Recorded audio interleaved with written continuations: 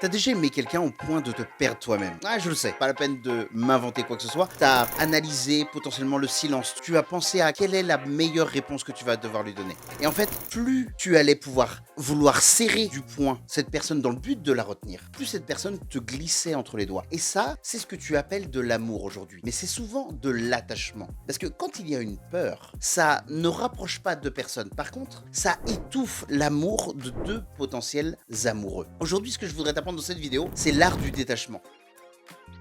Je te parle pas de froideur, je te parle pas d'être distant, mais je te parle de justement pouvoir apprendre à relâcher, à être beaucoup plus légère. Donc reste avec moi jusqu'à la fin parce que la 10e astuce, elle change vraiment le tout. Avant de commencer, mets-toi une chose en tête, le détachement, c'est pas arrêter d'aimer. C'est arrêter par contre d'être dans une position de mendicité, de mendiante émotionnelle. C'est la différence principale entre ce que je vais appeler une fille qui, elle, va aimer parce qu'elle est dans le manque, elle est dans la peur, ou alors, à l'inverse, on va parler d'une femme qui, elle, va aimer parce qu'elle a quelque chose à réellement offrir à l'autre personne. Et en fait, ces 10 règles, ce sont des manières de pouvoir devenir ou redevenir ce deuxième type de femme qu'on veut absolument être pour être dans une relation saine. Donc si t'es prêt sans plus attendre, c'est parti.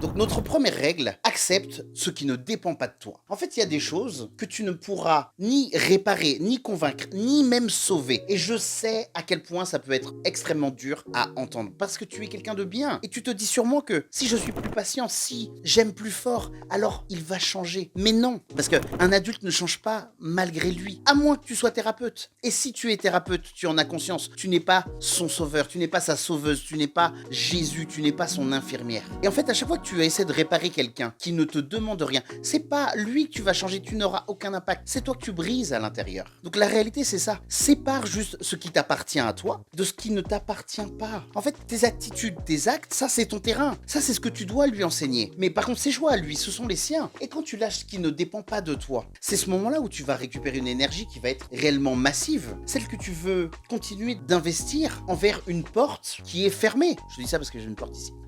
Mais dans l'idée, je pense que tu comprends. Tu es en train de gaspiller énormément d'énergie sur une porte qui est fermée. Je te vois forcément dans mes DM te poser 1001 questions. Pourquoi moi? Qu'est-ce que j'ai fait de mal? Et en fait, tu es en train de tourner en boucle. Parce que tu es persuadé que si tu es dans une position de compréhension, tu vas avoir mal, mais moins fort. Mais écoute-moi bien. Là, parfois, la paix, elle va arriver avant la compréhension. Parce que tu peux guérir d'une histoire, mais ne pas forcément connaître le dernier chapitre de ce que cette histoire va donner. Donc en fait, dans un sens, c'est que continuer à creuser, c'est continuer à entretenir la blessure. C'est même avec tes propres mains, tu es en train de garder la plaie ouverte. La question ne serait pas pourquoi est-ce que cette personne a fait ça, mais honnêtement de se dire pourquoi est-ce que je continue aujourd'hui d'attendre une explication d'une personne qui ne veut pas continuer cette histoire. Et en fait, le jour où tu comprends ça, le jour où tu te poses réellement cette question, tu commences à arrêter le saignement. Et ça, c'est quelque chose que j'ai enseigné à mon élève Marion. Mon élève Marion, elle savait que, en fait, avec notre coaching, elle allait pouvoir avoir la réponse, mais à chaque fois qu'elle allait pouvoir mettre cette réponse, elle faisait un pas en arrière. Parce que, et c'est normal, hein, parce que le cerveau, avec la peur, il se dit, non mais on n'est pas prêt, on n'est pas prêt, on n'est pas prêt, on n'est pas prêt. Mais c'est normal, tu ne seras jamais prête. En fait, tu vas comprendre que tu vas le faire parce que tu dois le faire, tu te le dois à toi. Et là, le tout dernier protocole qu'on a mis en place, en moins de 2 semaines, on a obtenu la fameuse réponse, qui certes n'était pas celle qu'elle voulait à la base. Mais en fait, ce qui s'est passé, c'est que contrairement à ce qu'elle allait faire toute seule, chaque étape, elle s'est sentie accompagnée, elle s'est sentie entourée, elle s'est sentie rassurée, et c'est pas forcément passé dans la joie, parce qu'il y a forcément un minimum de douleur dans toutes ces actions. Mais au final, qu'est-ce qu'une personne a besoin? On a tous besoin de la vérité, on veut la vérité. Et dans la vérité, il y a cette phrase à comprendre, c'est que toutes les questions n'ont pas nécessairement de réponse. Cette règle numéro 3, forcément, elle va te demander quand même pas mal de courage. Parce que ce que j'invite tout le monde, c'est à laisser vivre ce que chacun a à vivre. En fait, même quand ce chemin, il est loin du tien. En fait, c'est peut-être même ça qui est le plus difficile, tu vois, en y réfléchissant. Parce que ça veut dire de laisser partir, laisser cette personne potentiellement même se tromper, la laisser choisir une vie dans laquelle t'es pas dedans, dans laquelle tu n'es pas dedans. Et tu sais, dans un sens, j'ai envie de me dire que l'amour, le réel amour, c'est ça. C'est de se dire que chaque jour, cette personne est libre, complètement libre. Et laisser cette personne choisir le chemin que cette personne a envie de traverser, d'explorer. Parce que dans le fond, l'amour, si je le définis, l'amour, aimer quelqu'un, c'est que le bonheur de cette personne, pour moi, est plus important qu'autre chose. Parce que je construis mon propre bonheur, et je me le dois, et cette personne se doit de construire son propre bonheur. Parce que retenir quelqu'un qui veut partir, dans le fond, ça pourra jamais s'appeler de l'amour. Si je te mets des menottes, les menottes, on pourrait appeler ça une peur qui est déguisée en amour. Parce qu'une relation que tu vas retenir de force, dans le fond, on est honnête, c'est une relation qui est déjà finie. Parce que tu vas vouloir faire durer le plaisir pour pas que ça se finisse. Mais au final, tu fais que prolonger l'agonie. Parce que aimer, c'est toujours souhaiter le meilleur. Et même si ce meilleur, c'est d'aller ailleurs. C'est-à-dire, ce qu'on trouve ici, on le trouve ailleurs? Oui. Bah allons ailleurs. Pourquoi on est là exactement? C'est quoi le projet ici? Tu sais quoi? Pour moi, une femme qui est capable de laisser partir, dans le fond, c'est une femme qu'on n'a pas forcément envie de quitter. Alors, je peux comprendre que ça va te paraître paradoxal, mais cette femme, elle serait pas attachée à moi. Eh bien, c'est la même chose pour un homme. C'est la vision de l'homme, ce serait, selon moi, ça. Parce qu'elle n'est pas attachée à moi, elle est attachée à l'environnement. Donc, en fait, l'homme va se sentir choisi de par cette vision. Et si tu te connectes à ton toi profond et que tu te connais un peu en psychologie, tu sais que, dans un sens, l'homme, il a envie dans une relation, de se sentir désiré, de se sentir choisi, mais non pas être juste la conséquence du fait que tu n'as pas le choix, parce que tu n'as que lui dans ta vie. Ah là là là là, les attentes. Les attentes, c'est souvent elles qui nous empêchent de rencontrer la réalité telle qu'elle est. Et là-dessus, je choisis vraiment correctement mes mots. Parce que tu choisisses un film qui soit hollywoodien, Disney, ce que tu veux, et en fait, tu vas choisir comment est-ce que cette personne devrait te choisir, comment est-ce que cette personne devrait anticiper tes besoins. Et quand, dans un sens, le réel ne ressemble pas du tout à ton film, souffrance. Tu souffres pas de lui, tu souffres pas de lui, tu souffres de ton film parce que tu souffres de l'écart entre ce que tu imaginais et de ce que tu vis, forcément. Souffrance. Alors attention, je ne dis pas de tout accepter, parce que relâcher les attentes, ce n'est pas baisser son standard, mais c'est arrêter d'être dans l'exigence que cette personne soit quelqu'un d'autre. Parce que je t'aime, le mot je t'aime, ça ne voudra jamais dire s'il te plaît change. Parce que j'aimerais que tu changes, c'est absolument l'opposé de l'amour. J'aimerais que tu te formates à la vision que j'ai du couple, de toi, de ci ou de ça, mais je voudrais que tu te reformates par rapport à ma vision. Alors que l'être humain qui veut être avec toi, parce qu'on est tous perfectibles, il évoluera, il s'adaptera à ça, si et seulement si il voit une raison suffisante à évoluer. Tu comprends ça ? Donc, s'il te plaît, commence à regarder les personnes pour ce qu'elles sont, pas pour ce que tu espérais qu'elles deviennent, pour ce qu'elles sont réellement. Si ce qu'ils sont, ça te convient, tu restes. Mais si ce qu'ils sont, ça ne te convient pas ou ça ne te convient plus, eh bien tu restes, mais tu décides à partir du réel et pas à partir du fantasme. Et c'est ça, la lucidité d'une femme. Et dans un sens, c'est exactement ce que tu vas exiger d'un homme, qui va être, lui, dans sa posture masculine. Parce que l'homme, il a beaucoup plus cette manière de pouvoir partir d'une relation, ça tu le sais. Et dans un sens, c'est ce que vous nous reprochez. Mais paradoxalement, c'est ce que je vais te demander de pouvoir apprendre à pouvoir créer dans ton environnement. Pourquoi ? Parce que je te souhaite de pouvoir rencontrer comme toi des personnes qui vont pouvoir rester dans le réel et pas dans le fantasme. Le fantasme, t'as toutes tes nuits pour t'éclater. T'as toutes tes nuits pour t'éclater, ma belle. Tu connais ? Donc la règle numéro 5, celle-ci, tu vas te la tatouer où t'as envie, mais je veux que tu comprennes que ta valeur à toi n'est absolument pas liée au résultat. C'est-à-dire que si aujourd'hui il ne t'a pas choisi, ta valeur n'est absolument pas liée au résultat. Si aujourd'hui tu vois ça comme un échec, c'est parce que tu as associé ta valeur à une réponse qui est externe. Donc en fait, son oui, sa validation, son message. Et en fait, tant que ta validation dépend de lui, c'est lui qui détient la fameuse télécommande, la fameuse zapette pour ceux qui sont nés dans l'ancien temps, comme moi. Donc c'est lui qui tient la télécommande dans un sens de ton estime. Donc, s'il te plaît, je voudrais juste que tu reprennes cette télécommande. Tu restes digne d'amour, même quand tout ne se passe pas comme prévu, même quand tu es rejeté, même quand tu es incomprise, même quand tu es seul un samedi soir. En fait, ta valeur, ce n'est pas et ce ne sera jamais un prix. C'est une base. C'est une base que toi seul peux fixer. Et une femme qui connaît sa valeur, elle ne supplie pas qu'on la lui donne. S'il te plaît, je voudrais juste que tu te souviennes qu'on ne construit rien de solide sans une admiration de toi-même. Je te réfère toujours aux 3A. L'admiration fait toujours partie des 3A. Règle numéro 6. Aime sans posséder.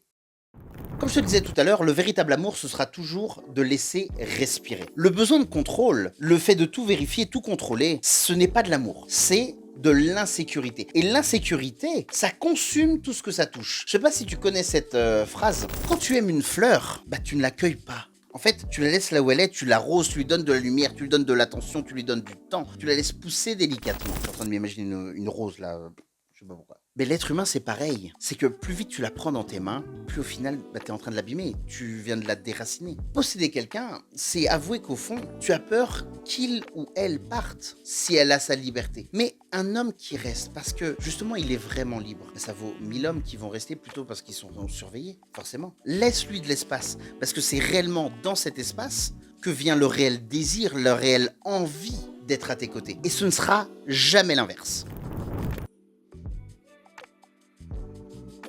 Napoléon, il a dit une phrase, c'est que certaines batailles se gagnent en n'y prenant absolument pas part.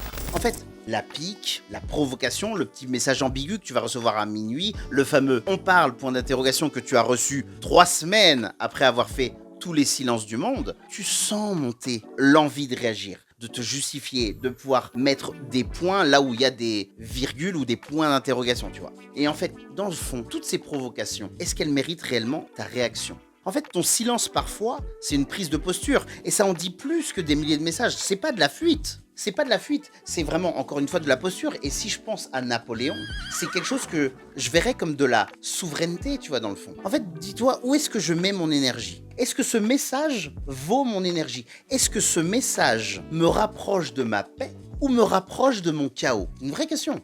En fait, si ça te rapproche de ton chaos, tu fermes le téléphone, tu coupes la conversation, tu supprimes ça, parce que comme ça on ne laisse pas de tentation, et tu reprends la suite de ta vie. Parce qu'une femme qui ne réagit pas à tout, c'est une femme qu'on ne peut pas manipuler. Ça, t'as capté, je suis plutôt bon là-dedans.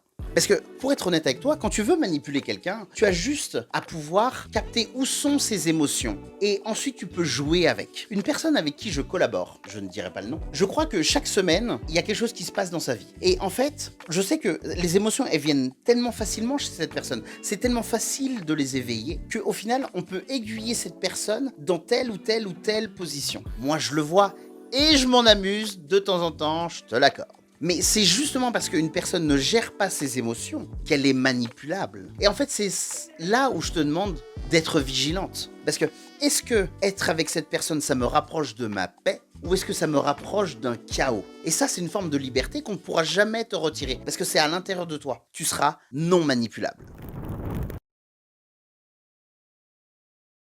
Oui, donc ce qu'il doit mûrir, ça ne demande aucune précipitation. Parce que dans le fond, si tu veux vite être en couple, vite être assuré, est-ce que c'est rapidement lui le bon ? Mais cette précipitation-là, elle te fait accepter des choses que tu n'aurais pas acceptées en temps normal. Ça ne veut pas dire ne pas mettre de cadre. Ça ne veut pas dire ne pas mettre de cadre. Actuellement, par exemple, je suis dans une relation. Et dans cette relation, on a mis des règles de base. On a mis un cadre de base. Parce que c'est important d'avoir un cadre, mais on ne va pas aller en grillant les étapes. Je voudrais que tu comprennes que le temps, c'est ton meilleur allié, ton meilleur révélateur. En fait, le temps, ça montre les gens sous leur vrai visage. Les masques tombent avec le temps.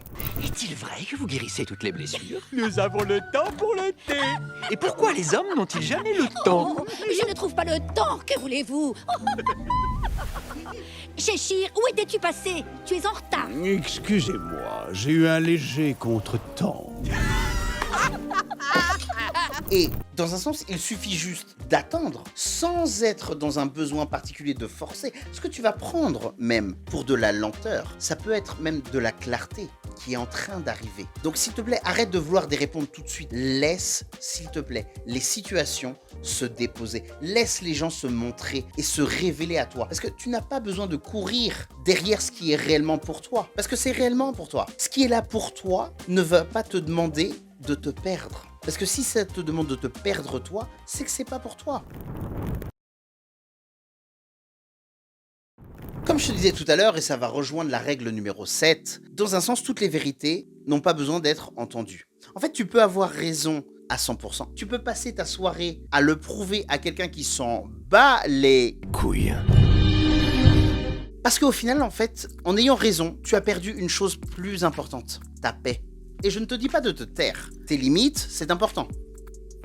Et il y a une différence entre poser une limite et vouloir gagner un débat avec une personne qui, dans tous les cas, ne te comprendra jamais. Le besoin d'avoir le dernier mot, c'est souvent, très souvent, trop souvent, de l'ego. En fait, à chaque conflit, pose-toi juste une question qui est essentielle. Est-ce que je veux avoir raison ou est-ce que je veux être en paix? Parce que quand je défends une limite, je défends cette limite pour ma paix. Et je sais que si je sais poser une limite et que cette personne outrepasse cette limite, en fait, j'ai même pas à passer du temps avec elle. Je sais même pas encore ce que je fous là. Donc si je veux ma paix, j'ai juste à poser ma limite. Et si elle n'est pas respectée, j'ai juste à me barrer. Donc, est-ce que je veux avoir raison ou est-ce que je veux ma paix? Parce que les deux sont pas forcément compatibles. La personne qui est la plus forte, la femme qui est la plus forte de la pièce, c'est celle qui ne crie pas.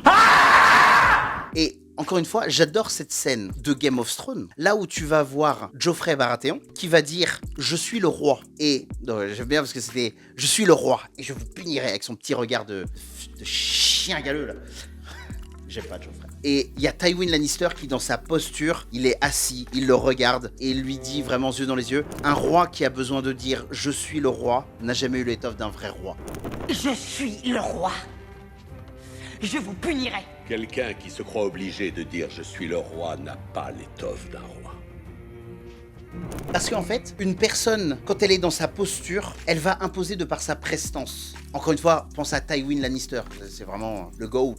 Il a imposé. La personne qui ne crie pas, c'est celle qui n'a juste rien à prouver. Et ça, je trouve ça incroyable. Quand quelqu'un commence à te crier dessus, tu t'assois, tu regardes cette personne avec froideur dans les yeux. Tu vas voir que tu n'as rien à gagner parce que cette personne n'a rien à poser.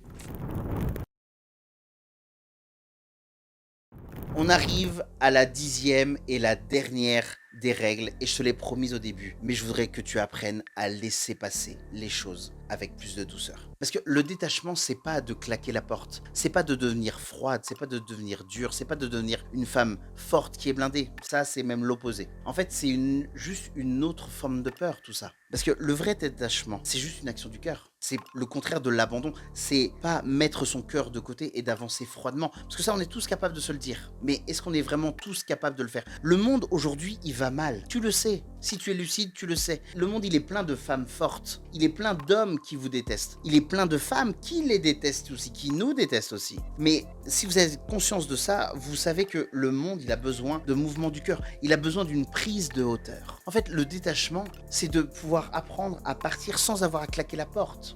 Une de mes plus grandes fiertés, c'est toujours qu'aujourd'hui, je suis toujours le meilleur ami, et c'est ma meilleure amie, c'est mon ex. On a passé 7 ans ensemble, ça fait plus de 10 ans qu'on est dans une relation, et ça restera, je pense, ma plus grande fierté. Parce qu'on doit s'appeler peut-être toujours au moins une fois par mois, on doit faire en sorte de se voir au moins 2-3 fois dans l'année, et en fait, c'est que l'amour, c'est beaucoup plus fort que la haine. Parfois, on me rejette pour ça. Parfois, on me rejette parce que j'ai cet idéal de pouvoir sortir d'une relation en ayant une réelle discussion avec cette femme, plutôt que d'être dans les mêmes situations que vous, avec vos ex, les pères de vos enfants, avec qui vous êtes en train de vous déchirer, vous êtes en guerre. Je préfère ma situation à la vôtre, alors que vous avez passé vous aussi une partie de votre vie à vous aimer. Le détachement, c'est de savoir juste tourner la page sans même avoir à se déchirer, parce que tu peux lâcher quelqu'un en lui souhaitant juste d'être heureux ou d'être heureuse. Tu peux fermer un chapitre avec juste de la gratitude. Merci pour ce que j'ai appris, merci pour ce que tu m'as permis de découvrir. Mais en fait, tu as de la gratitude envers cette personne. Parce que se détacher avec de la douceur, ça veut pas dire aimer moins.